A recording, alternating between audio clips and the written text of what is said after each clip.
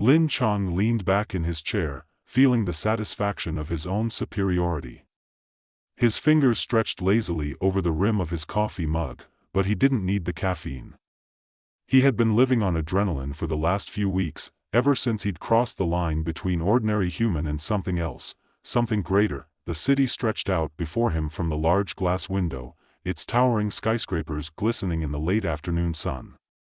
Down below, people bustled about like ants in a labyrinth of concrete and glass.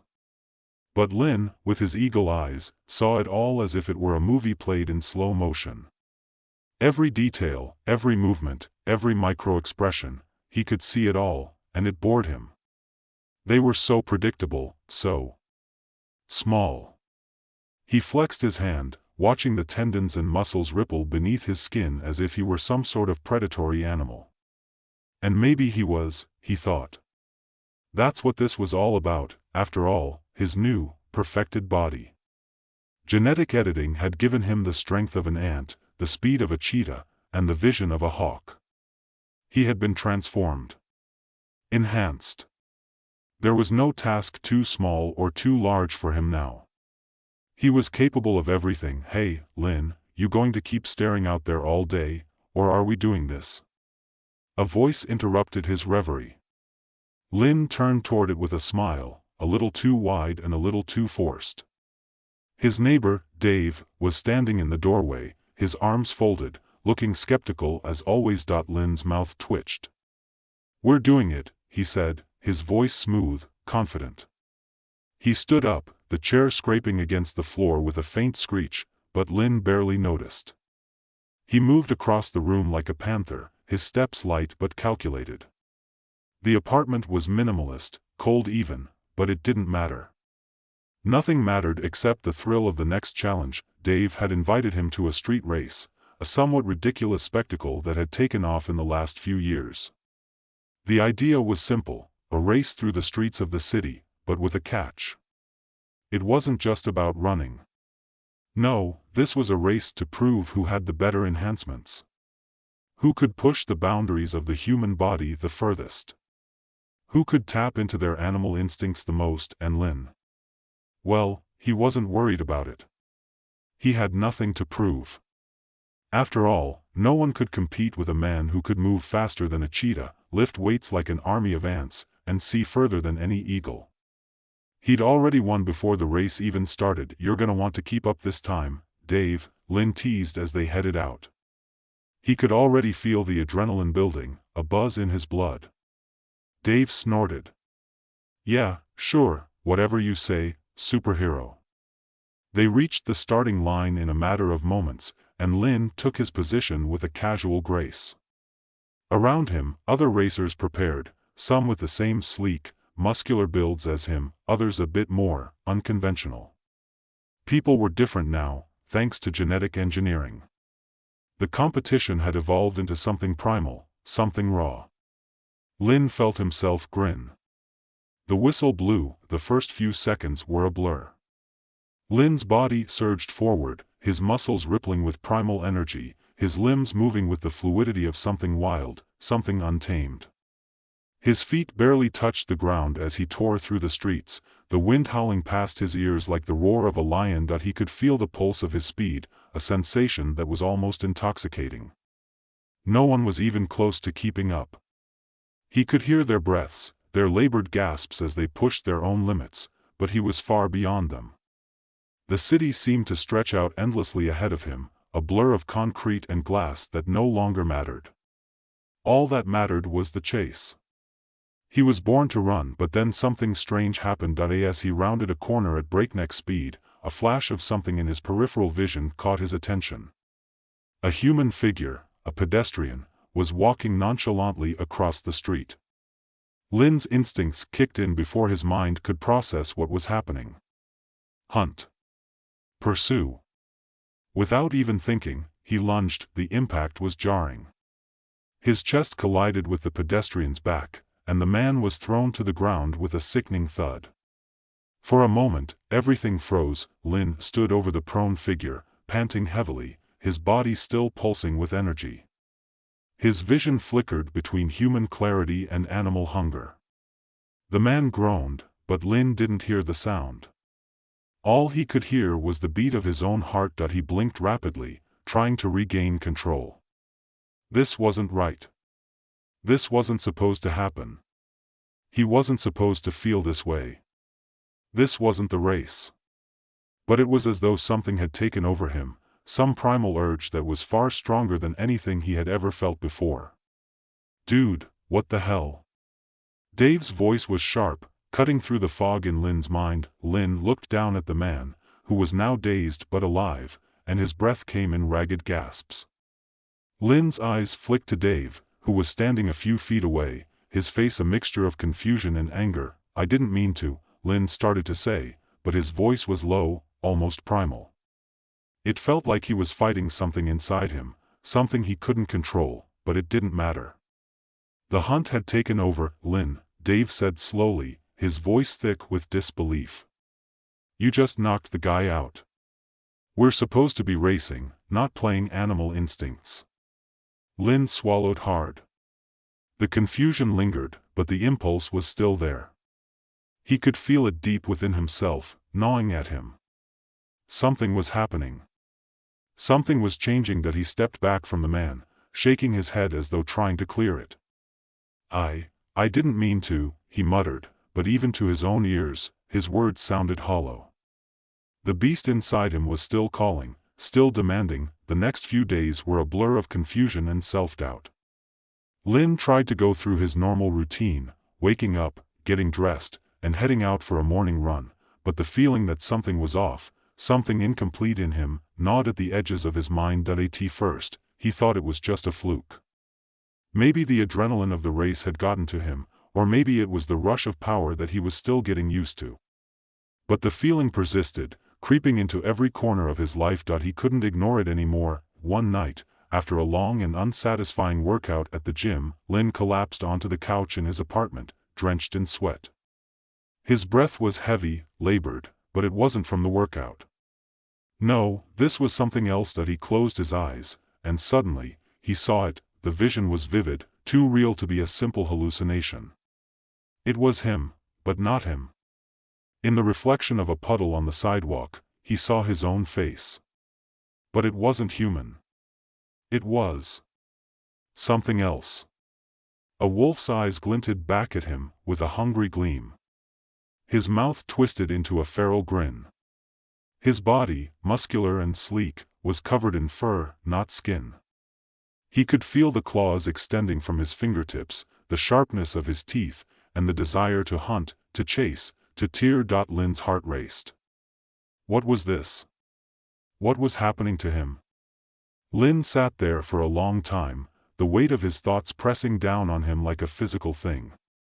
The silence in the apartment was oppressive, thick with the unease he couldn't seem to shake. His skin tingled, and his muscles twitched involuntarily as if something in him wanted to move, wanted to tear out of the stillness. But he was frozen, not just in place but in his own mind. There was something wrong. He had to admit it to himself now. Something deep inside him had shifted, and he couldn't stop it. He clenched his fists, feeling the strength there, ridiculous strength. He could snap metal with ease. He could move faster than a car on the freeway. He could see farther, clearer, more sharply than anyone in the world. But these were just powers, weren't they? They didn't make him special. They didn't make him human. What did being human even mean anymore? The creature he'd seen in the reflection haunted him. It wasn't just a vision, it was him, wasn't it? The wild version of him. The version that lived by instinct, that thrived on animal impulse. His genetic enhancements had gone beyond what anyone had predicted. They were supposed to make him better, but now he wasn't sure he recognized himself. He didn't feel in control anymore. He tried to brush it off, tried to calm himself by focusing on the tangible. His eyes darted around the room, cataloging every detail. The exact placement of the chairs. The way the light from the street lamp filtered through the blinds. A half-empty bottle of water on the counter. But none of it helped. Nothing helped. A sudden knock on the door broke the tension like a punch to the gut. Lin stood too quickly, his chair scraping against the floor in a jagged screech. His heart rate spiked, the surge of adrenaline rushing through his veins. He wasn't thinking, he was already moving toward the door before his mind caught up with his body. The door opened before he even reached it. It was Dave. His expression was drawn tight, like he was unsure of what to say but knew something needed to be said. Behind him, Lin noticed the flicker of concern in his eyes. "Hey, man," Dave started, his voice sounding strangely neutral. "You doing okay?" Lin didn't answer immediately. He didn't have a good answer. His eyes flicked to Dave, then back to the empty hallway behind him. He could feel the animal energy pulsing inside him, growing stronger, more restless. His muscles coiled with excess energy, ready to explode. The hunger gnawed at him, and he hated it. "I don't know, Dave. I don't think I'm okay." Dave tilted his head slightly, clearly trying to gauge what was going on. "You want to talk about it?" Lin's lips curled into a bitter smile, but it didn't reach his eyes. "What's there to talk about?" "I'm losing it, Dave. That's what's happening." Dave's brow furrowed, concern deepening. "What do you mean by losing it?" Lin took a deep breath, trying to steady himself, but it felt like trying to hold back a flood with bare hands. "I don't feel like me anymore. He stopped, his throat tightening. "I've got these urges, these instincts. They're stronger than I am, Dave. It's like the person I was is slipping away, and all that's left is this thing, this animal inside me. I'm losing control." Dave opened his mouth to say something, but Lin was already moving past him, his feet thumping on the floor in a way that felt too heavy, too forceful. "Where are you going?" Dave called after him. Lin didn't answer. He couldn't. All he could think about was getting out. Getting away from this apartment, from the city, from the thoughts that were twisting in his head like a virus. He had to do something. Anything. His pulse was thundering in his ears. His vision blurred at the edges as his instincts pushed forward, louder and louder. He could almost hear it, the distant thumping of his own heart, like a drumbeat, urging him on. The street outside was colder than he expected. The city was buzzing, a hum of activity, but it felt distant, detached. The wind nipped at his skin, sharp and crisp, but it didn't matter. He was numb. He walked, faster now, with a purpose he couldn't explain. He could feel the wildness creeping up on him. He could sense every movement in the city, from the way the streetlights flickered to the slight sway of the trees in the wind.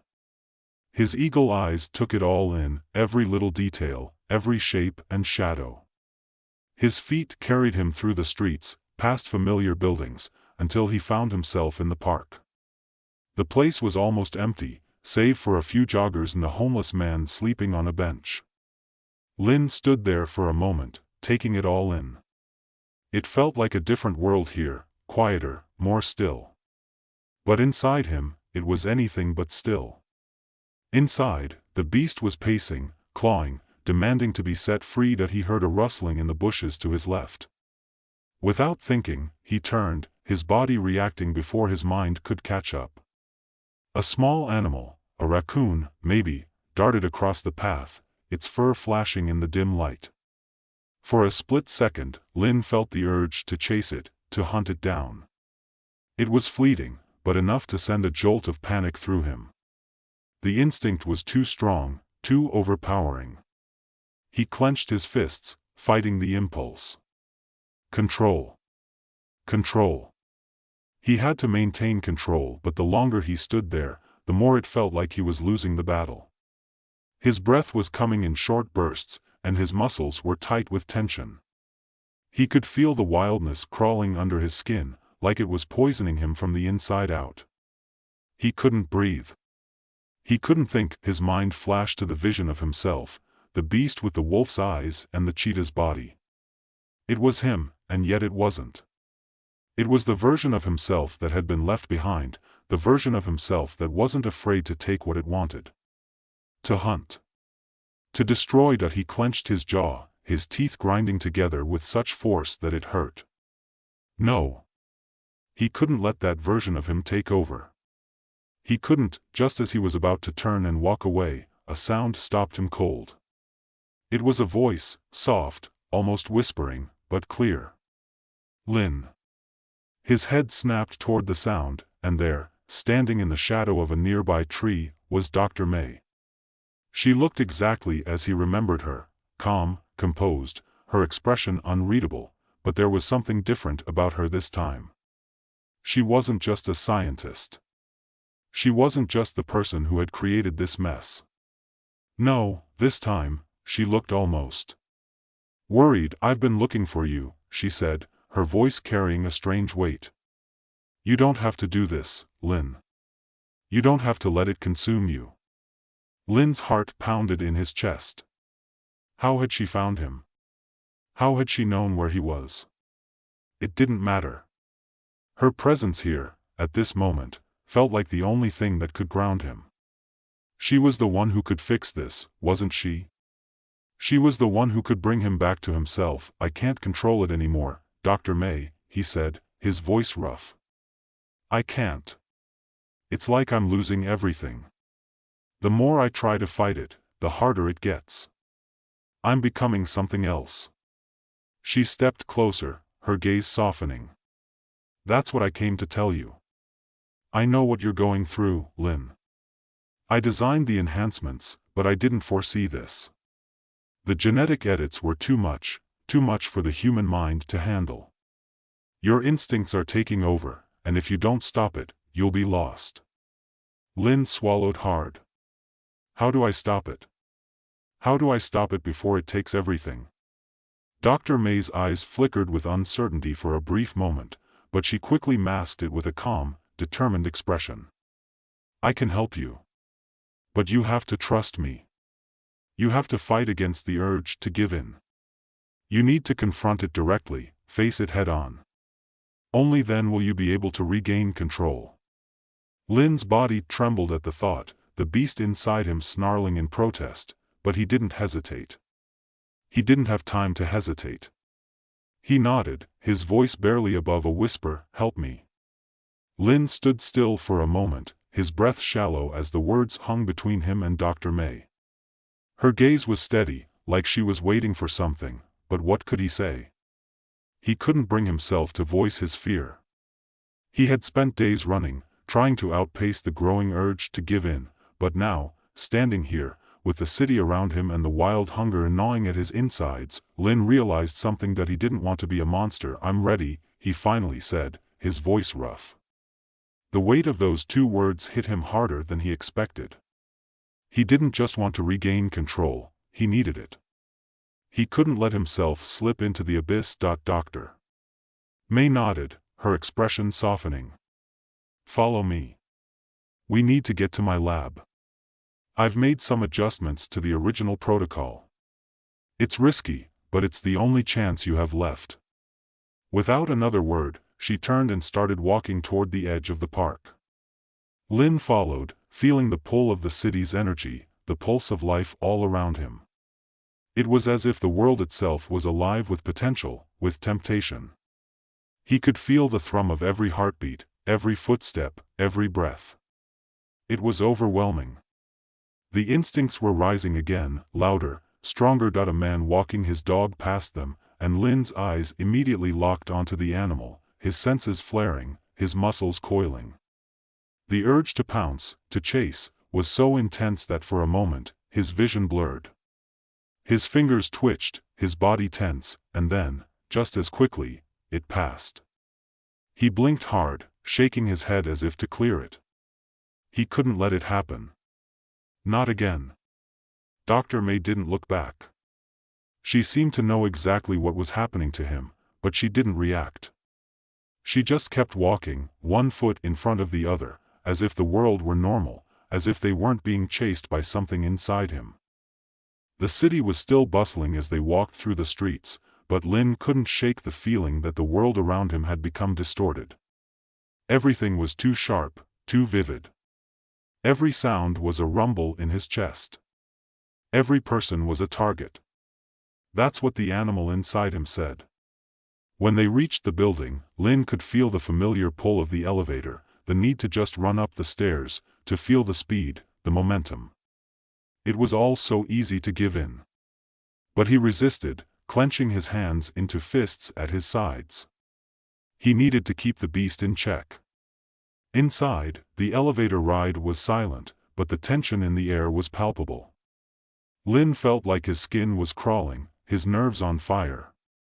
He fought the urge to reach out, to grab Dr. May and shake her. Hurry, he thought. Please, hurry. The elevator dinged, and they stepped out into a sterile, brightly lit hallway. The walls were white and unadorned, and the floors gleamed under the fluorescent lights. It felt like a different world, a world where the noise of the city couldn't touch them, where there was a chance, however slim, that Lin might find some peace. They walked down the hall, and Lin could feel the prickling sensation at the back of his neck. He was hyper-aware of every step he took, every movement in the corner of his eye. His body wanted to run, to chase, to flee, but he stayed close behind Dr. May. His chest was tight, his muscles aching to spring into action. When they reached her lab, Dr. May unlocked the door with a quick flick of her wrist. The lab was exactly what Lin expected, sterile, cold, and clinical. There were machines humming softly in the background, monitors flickering with data that Lin didn't understand. Tables lined with vials and syringes, some containing unfamiliar glowing substances. It looked like a place where science could both save you and destroy you. Sit, Dr. May instructed, gesturing to a chair in the center of the room. It was an old-style recliner, the kind that reminded Lin of an old dentist's office. His stomach twisted at the thought of sitting still, of letting her do whatever she needed to do. His body was too alive to be still. You need to relax, Dr. May said as if reading his mind. I'm going to start the process, but I need you to let me work, Lin. Trust me. Lin swallowed hard and nodded, sinking into the chair, feeling its cold leather against his back.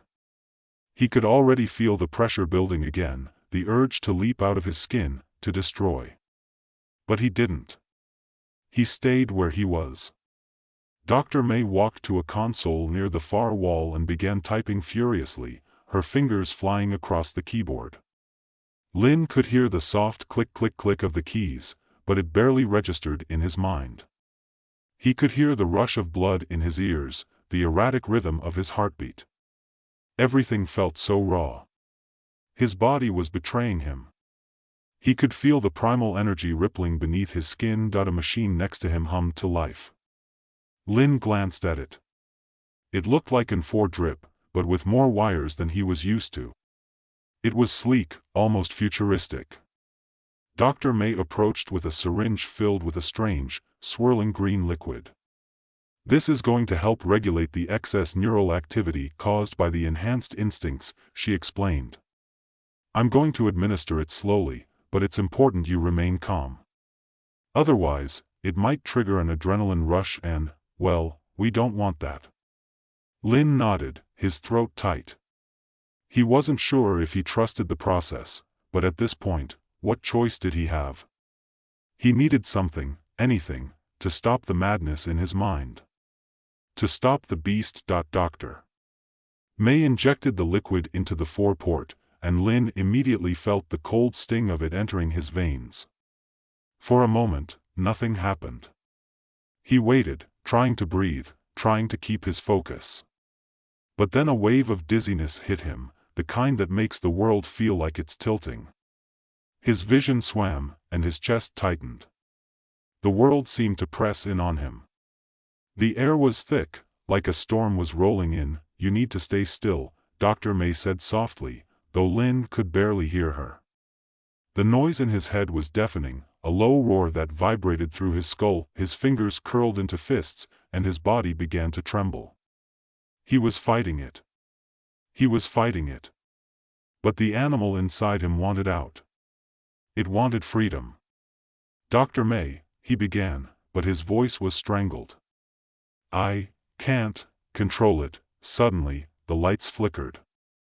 The hum of the machine seemed to grow louder, more insistent, and Lin's vision distorted, flashing in and out of focus. The air felt thick, oppressive. He tried to stand, but his body refused to obey. It was as if some invisible force was pushing him back into the chair. "Lin, listen to me," Dr. May said, her voice sharp. But it was barely a whisper over the chaos inside his mind. "Focus. Breathe.